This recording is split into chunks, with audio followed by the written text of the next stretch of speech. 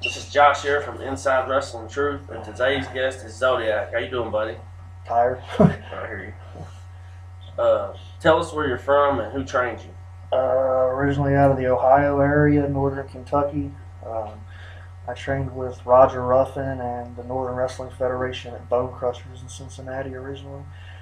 Bounced around here and there training with them. It was Roger Ruffin, Chris Parks, or Abyss, whatever you want to call him now, Chris Harris, beautiful Bobby Harmon, Dirty Chris Hayes, some stuff with Tarek the Great, a number of people. How did you actually get in the wrestling business? Actually, I ran into Abyss, who was doing something a little bit different at the time, promoting an NWF show at the Richwood Flea Market in Florence, or Richwood, Kentucky. He was working a booth for the Northern Wrestling Federation. I got talking to him. He gave me a show for a flyer for a show coming up at Peel's Palace in a couple weeks. He said to come watch that, talk to them, and then come to a tryout at Bone Crushers, which was in a little hole-in-the-wall warehouse in Fairfax, Ohio at the time. Kind of went to the show, heckled, had a good time, and met back up with them, had a tryout 2 weeks later, and was hooked ever since.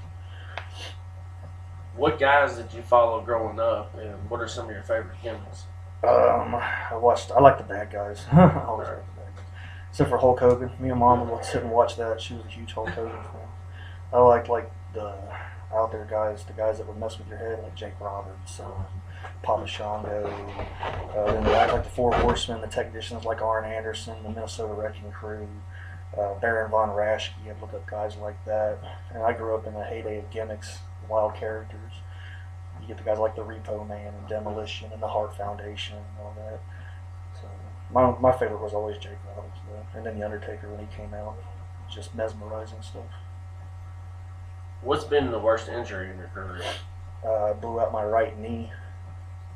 Other than that, that's about it. No concussions. Well, one concussion that my girlfriend gave me, which is kind of funny. And I blew out my right knee, which kind of sucked because I was working for some good promotions at the time, and I had to take about 2 months off. Came back too early, messed it up again, and had to take like 6 months off. Who are some guys in the indies you dislike? I'm bad for liking everybody. I mean, there's not really anybody I don't. I mean, there's people that you just don't get along with, but I never try to say I dislike anybody. Right. What's been your favorite company to work for? The NWF, of course, Northern Wrestling Federation. MWA, which was a Mountain Wrestling Alliance when it was running. I was back in its heyday, they drew huge crowds. PWF was good when it was running until it ran in the ground. I don't know, I mean, I've had fun at a lot of places. What legends have you worked with? And if not, who would you want to work with? I got to work with Jim Duggan. That was a lot of fun. Great guy. Tracy Smothers is great. Ricky Morton was great. I had a lot of fun with him. Jimmy Valiant's always fun. Did some stuff with Rosie. He was doing a superhero deal. That was a good time. As far as guys I'd like to work with, I've been on shows with him, but not got to work with him. I'd like to be in the ring with Jake before he hangs it up. If he's going to do any kind of comeback stuff. As far as legend-wise guys, Taker before he hangs it up would be great. How did your gimmick come about, and who created the mask design? About 12 years worth of constant change and improvement and hard-ass work. The design was a combination that I've got now that's changed over the last 10 years or so. Every 2 years I update things, keep everything fresh and just change with times and personality. This was a collaboration actually. I worked on it. My girlfriend threw some ideas in on it, and then me and Dustin Ray's. I sent him the designs, and Dustin said, "Can I play with this a little bit?" I said, "Yeah, you can." You know, my whole persona and everything. He said, "So go ahead and do what you do." And 3 months later, he sent me a picture of everything, and what you see is what you get, which is really fitting, actually. I love it. Who do you consider real friends in the business? Real friends. The guys that back you no matter how much you screw up. There's a few of them. I mean, it's too long of a list to name the people. The guys I rode with today are all great people. You got guys like Father Fear, who's a no bullshit guy. I like that. Jimmy Felcher, who could squeeze a dollar bill out of a fucking quarter. But he works his ass off, and I respect him. All the NWF boys, I can't say anything bad about any of them. I don't know, it's a longer list of people. Yeah. Who's been the worst promoter you've worked for? That's no telling. There was a bunch of jackasses in Corydon, Indiana that ran a show that wasn't worth two shits. That was pretty bad. Yeah. There's been a few. I think the problem with that is some people get in for either the wrong reasons or get in with this diluted idea that they're going to be a promoter and make money and, oh, I want to be in the wrestling business, and they don't realize it's not all a bunch of fun and stuff. It takes work and it's stress and it's aggravating. I wouldn't be a promoter. I couldn't handle it. There ain't no way. I'd do creative or something like that, but promoting, hell no. Too many people that can get into it too easy, too. What's been your best and worst match? Well, worst matches is about 50% of them, because half your matches are usually bad, to be honest with you. I don't know. I couldn't say best match. I mean, I had some great ones with Chris Parks with Abyss when he was down there. Me and Tracy had a hell of a match.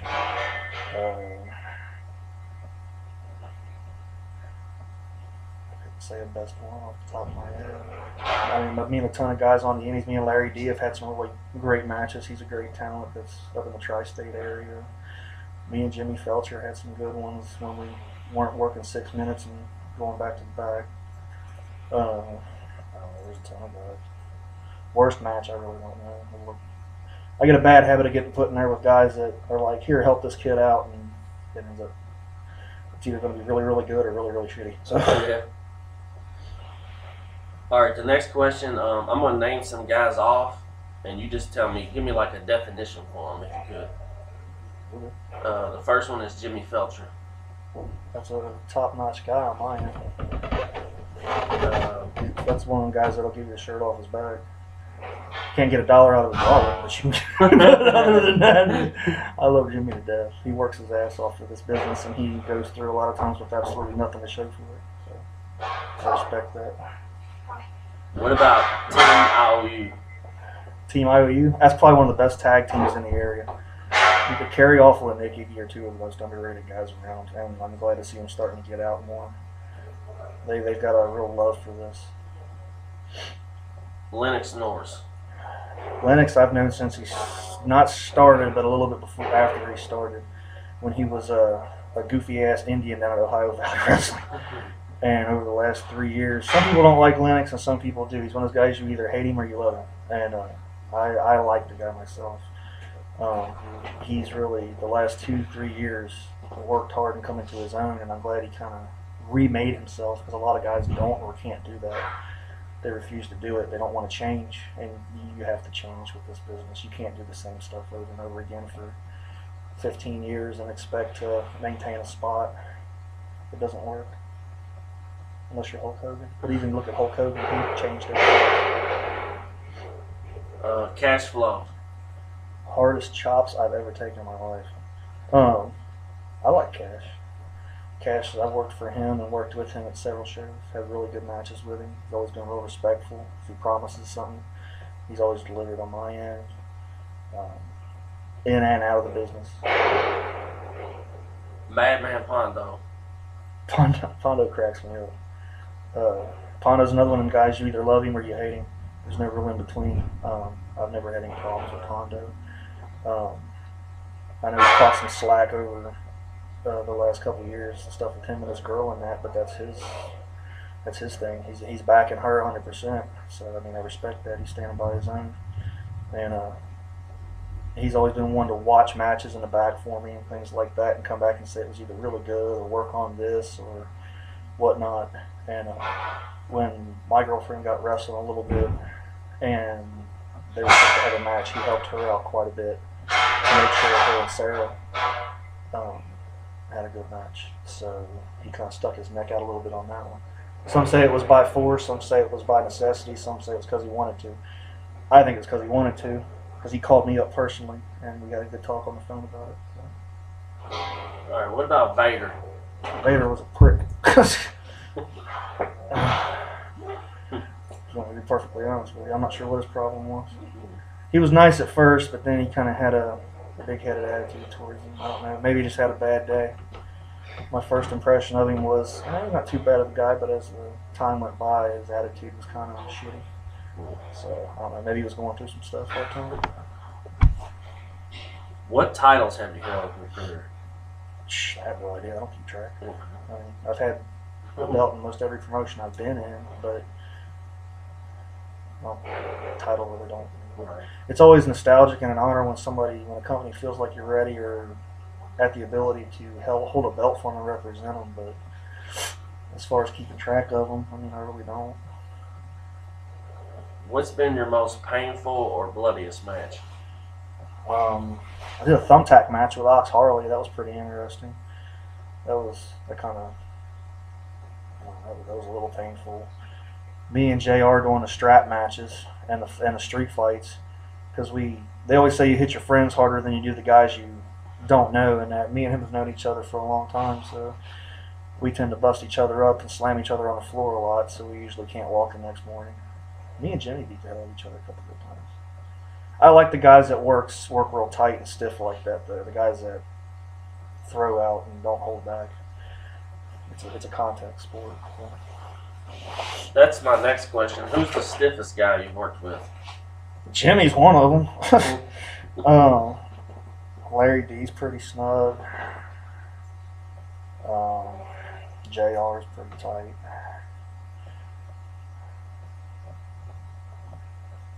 I don't know. Like I said, I really don't keep track. Honestly, what's ironic is the stiffest shot I ever took was from my girlfriend in a match. She busted me upside the head with the back end of a whip and didn't hold it right and about gave me a concussion. What do you think about WWE, TNA, and Ring of Honor currently? WWE speaks for itself. It's a multi-million, billion-dollar establishment. I think they know what they're doing business-wise. I think they waste a lot of talent at times and let guys go because they don't become what they want them to be when they bring them in instead of using what's marketable with them. I think a lot of talent gets wasted. You got guys like Chris Hero that was in development and whatnot, and guys that sat forever. Generico's down there and that, and they do nothing with them. You get guys like Antonio Cesaro or Claudio Castagnoli, and they don't do anything with them. They want to turn them into what they want instead of using the following they've already established. But that's their machine. That's the corporate machine. That's what they like to do, and it's worked for them. So I really can't knock it. Don't always agree with it, but they're making millions of dollars and I'm not. So they're doing something right. Ring of Honor I liked when it first started. I thought it was a great product. The shows, because I watch wrestling. I'm not gonna lie. I think it's just like a football player. If you don't watch your sport, you're missing out. You don't learn nothing. People say, "Oh, you watch wrestling? You're a wrestler. You shouldn't be watching wrestling. You're marking out this and that." Yeah, I am. That's what I love. I watch it. I look for what they're looking for and what they're not looking for, and I like to be entertained. Football players watch football. Baseball players watch baseball. Wrestlers watch wrestling. Shit. Ring of Honor, I think they've gotten a little too into the fighting spirit. I'm a huge fan of Japanese wrestling. I think they're emulating that a lot. The guys are amazing. They've got some of the best guys on the scene. Their talent's incredible. I think they overdo it a little bit every now and then. TNA is some shit. TNA's got a lot of guys they waste too. Amazing talent. I don't think they know how to use it. What do you enjoy most about the wrestling business? People. Going out and telling a story and making them forget everything for that 2 hours that they're there. Letting them forget that they have a house payment to make, or they're having family problems, or they've got a sick kid, or this and that, or whatever else is going on, and letting them suspend belief for that time and think about something else for a while, and trying to make them wonder, because everybody's got this stigma. Oh, people know wrestling is fake, or wrestling is this, or wrestling is that. Wrestling's not fake, for one. A lot of the stuff in it's very real. But if you can suspend that belief, and then when they leave, go, I don't really know about that, if that was real or not. That I really don't know. If you can do that, then I think you got it. And the kids, I love the kids. Which is odd from a creepy guy to ask. That's like non-pedophile talk there. I get a kick out of the kids. I give away more stuff, I think, than I sell half the time. And I get yelled at for it. What's your all-time favorite pro wrestling moment? One of them was when this is a kid moment, when Shawn Michaels won the belt for the first time, heavyweight title for the first time. His like WrestleMania moment, I guess, or whatever you call it, because of the emotion that was behind it, and all of Jake's stuff when he did all the stuff with Elizabeth and Macho Man and with Ricky Steamboat and stuff like that. I like the stuff that emulates emotion. That's what really makes you believe. If you could work with anybody in the world from any era, who would it be? Off the top of my head, first guy would probably be the Great Noodle. I think that would be interesting and fun. I always said my dream match would be like me and Muda at one of the Japanese, the Tokyo Dome or Cow Palace. What do you think is the biggest problem in the indies right now? Too many guys get in way too easy without being fully properly trained and not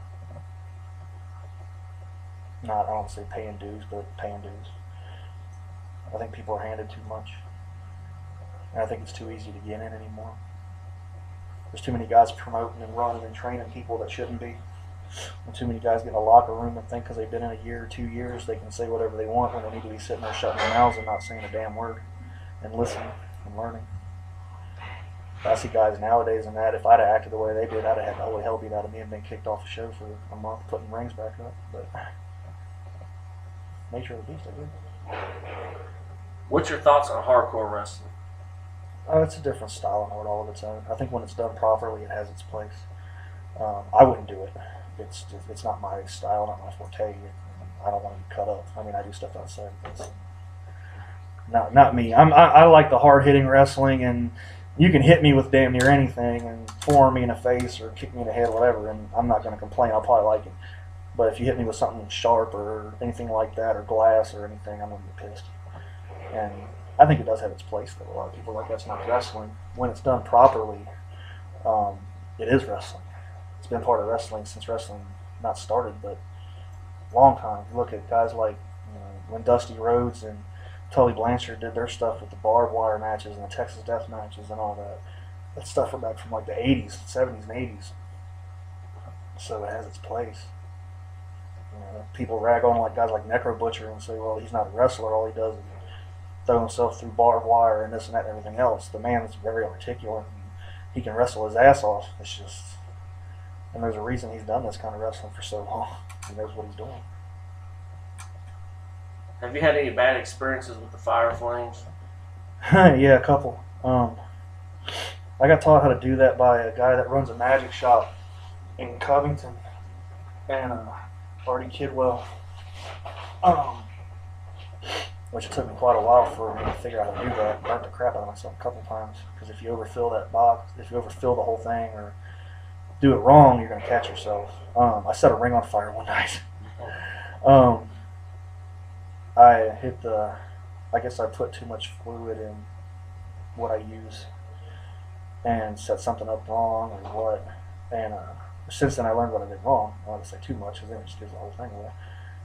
But yeah, it's real fire. Yes, it's in my hand. Yes, it gets hot. Yes, it burns.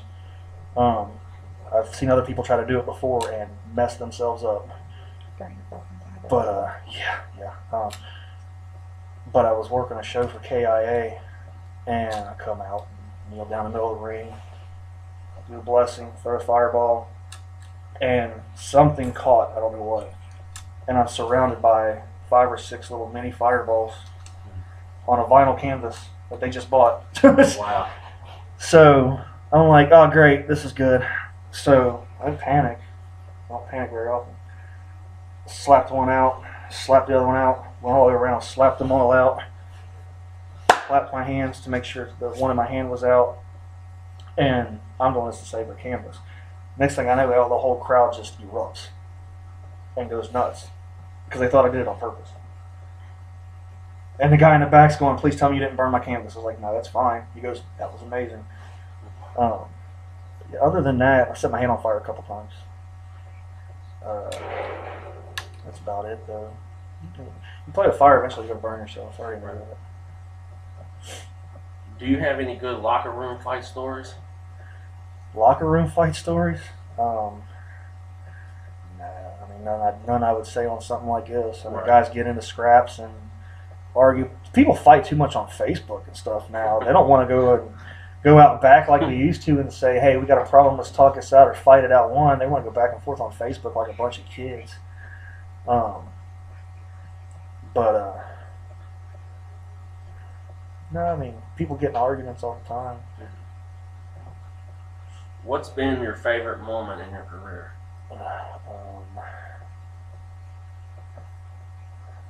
I had a lot of good times at Peel's Palace, which is no longer there anymore. First match there with Chris Hayes was amazing. Night Angel came back, was really amazing because he had been gone for so long. And just the energy and electricity from the crowd. First belt I actually won up in Indiana. That was a good experience because somebody put some faith in me to do something. People telling me, some people taking the time out to message me and stuff and tell me they were proud of me that I didn't think really would. That was always good. How do you want to be remembered when you retire? Somebody that helped a lot of people before he left. Somebody that paved the way for other guys to come in and do things right and properly and be respectful. I could care less if how far I make it. I mean, my main goal, I'd like to go to Japan, do a tour of Japan. That's about it as far as that. But just to be respected and have guys that go on for another 10 or 15 years and go, "Hey, he taught me this," or "He taught me that," or "This is who helped me." When they go in, when the guys go in the locker room and they say, "Hey, who trains you? You do a great job." I want them to be able to say it's me and pass some stuff on. I got a couple people like that. Girlfriend being one of them. Who's getting there. Sean Bain's another one. He's getting there. He's worked real hard. A number of guys in Georgetown, Kentucky that I'm helping out. A few guys that started off, did really good, and had to get out for one reason or another. They still talk, so that's always good. I've always read that it's not so much what you do, but who you touch in life that leaves you a legacy. Zodiak, man, I appreciate you coming on and doing this interview with me. Is there any last words or anything you want to say to your fans? Come out to all the shows, keep up on stuff on Facebook, boo, cheer, do whatever you want. This is your guys' show, and you guys come. Don't ever let somebody tell you who you can and can't like. If you like me or somebody else, cheer for them. If you hate them, boo them. Just show them you appreciate them. And to anybody else in the locker room or whatnot that's just getting in, keep that in mind when you get in. Unless you're around 5, 6, 7 years, sit down, shut the hell up and listen. That's the best way to learn and get a push and get work. Thanks again, man. Okay.